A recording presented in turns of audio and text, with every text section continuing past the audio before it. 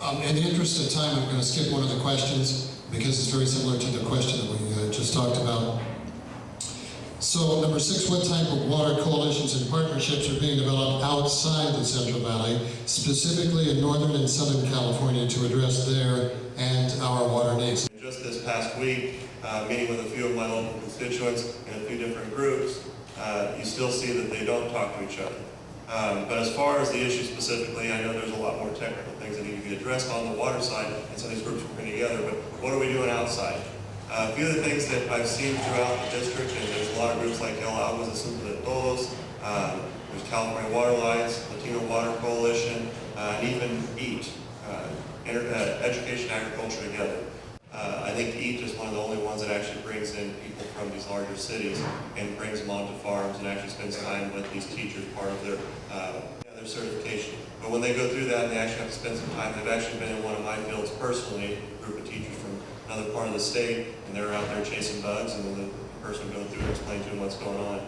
We obviously need more of that, and that's something that obviously we need to address, and I've tried to be in support of as many of those as possible. But on the water side, it was frustrating this past week when I sat down with one city council and they were complaining about some issue on water, and I asked, I said, "Did you talk to so-and-so community?" And they said, "No." Well, you guys are in the same boat. Why can't you guys work together? And they're both fighting the same fight.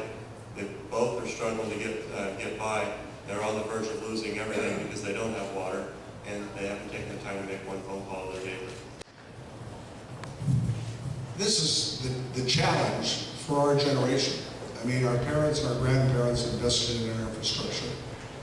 And it's one of the questions I get asked all the time. Why can't you guys solve this problem? I mean, this has been going on for a long time. Why can't you guys get this done?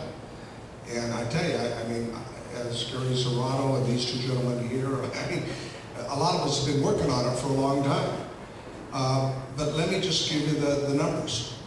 We're 38 million people in California, 38 million people. By the year 2030, we'll have 50 million people. In the Valley, there are 4 million people. If it were just David and I and the Valley delegations, you know, making the decision, we would have solved this problem a decade or two ago. We have a lot of consensus and agreement on how to solve the problem. But unless we can convince a large part of that 34 million people that don't live here, and where do they live? They live in Southern California, and they live in the Bay Area. They live along the coast. We're really an east-west state. What do I mean by that? 70% of California's population lives within 60 miles of the coastline. Think about it. All the agriculture, all the incredible things that we produce here is obviously inland, for the most part. We've got to convince the folks, especially in Southern California, that today the crisis, ground zero, is here in the Valley. Tomorrow it will be your crisis. But that's why that Latino Water Coalition is important. It's why this Hispanic, for those of you who are aware of it, and David just referenced it, we've spent a significant amount of money on Univision and Telemundo in the last 6 months. And we're starting that campaign in Southern California. Because until those folks begin to realize that this water crisis, I mean, 2/3 of California live where there is no water available. Think about it. 2/3 of the state live where there's no water. All that beautiful landscape that you see down there, it's artificial. All of that has been imported there because of one thing, water. This valley grows because of one thing, water. But there's a disconnect. People think that food that they love and that they enjoy is not from here, but it's from a grocery store. I mean, it is a big challenge. We have tried to do partnerships with Southern California where we could get a water supply benefit and they could get a water quality benefit. Then they have money and they could use higher value water that's totally suitable for irrigation. We've had partnerships in Northern California because there's some transfer opportunities, but there's a lot of competition. We tried to do some partnerships back and forth across the valley, and we work well together, and then we trip over each other.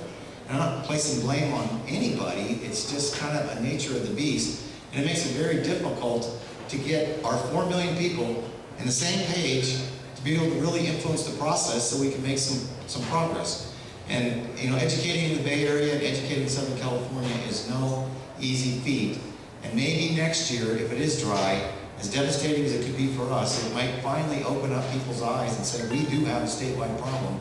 We need to work together. We need to find some common sense solutions and some true balance and make a state as prosperous as it really could be.